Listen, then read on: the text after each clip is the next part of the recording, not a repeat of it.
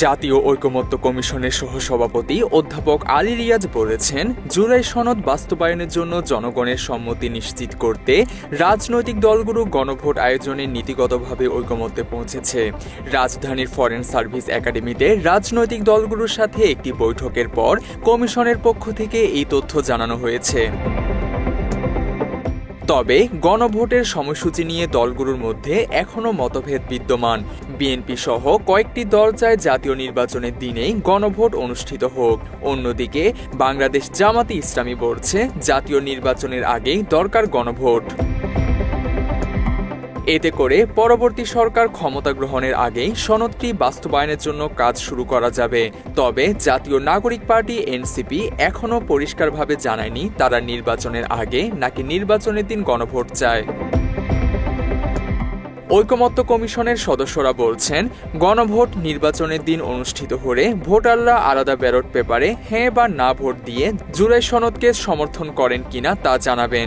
এরপর পরবর্তী সংসদে নির্বাচিত প্রতিনিধিরা সেই সনদ বাস্তবায়ন করবে। মাত্র 30% টাকায় জমির মালিক হয়ে নতুন বাংলাদেশের গড়ে তোলার স্বপ্ন দেখা বাংলা বসতি।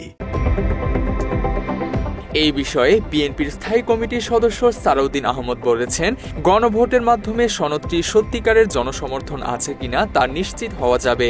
তিনি মনে করেন, জনগণের রায় চূড়ান্ত। এমনকি জুলাই সনদের বিরোধী এমপিরা সংখ্যাগরিষ্ঠতা পেলে তারাও সেটি মানতে বাধ্য থাকবে।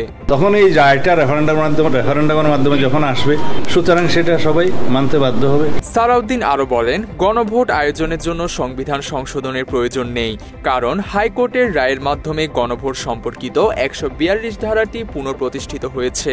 তার মতে একটি অধ্যাদেশ জারি করে নির্বাচন কমিশনকে সংসদ নির্বাচনের পাশাপাশি আলাদা ব্যালটে গণভোট করার এখতিয়ার দেওয়া যেতে পারে। আমরা বলেছি একটা অর্ডিন্যান্স জারি করা যেতে পারে, যাতে ইলেকশন কমিশন এই রেফারেন্ডামটা পরিচালনা করতে পারে। অন্যদিকে বাংলাদেশ জামাতি ইসলামীর সহসাধারণ সম্পাদক হামিদুর রহমান আজাদ বলেছেন, ফল যাই হোক না কেন তার দল মানুষের রায় মেনে নেবে। সনদকে জোরালোভাবে বৈধতা দিয়ে যত দ্রুত সম্ভব এটি করা উচিত বলেও মন্তব্য করেন তিনি। আমরা এটাই চাই, আমাদের দলের পক্ষ থেকে আমরা সবাই মিলে যেন একমত হতে পারি, এটা আমরা 1 নম্বরে চাই। এছাড়া এই বিষয়ে কথা বলেছেন এনসিপির যুগ্ম আহ্বায়ক সরোয়ার তুষার। তিনি বলেন, পরবর্তী সংসদকে আইন প্রণয়ন ও সংবিধান সংশোধন উভয় ক্ষেত্রে দ্বৈত ভূমিকা পালন করতে হবে।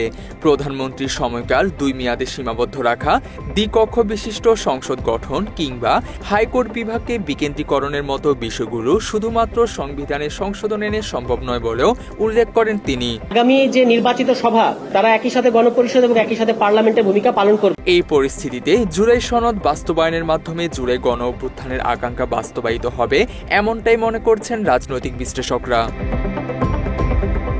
তানজিম হাসান, বাংলা এডিশন।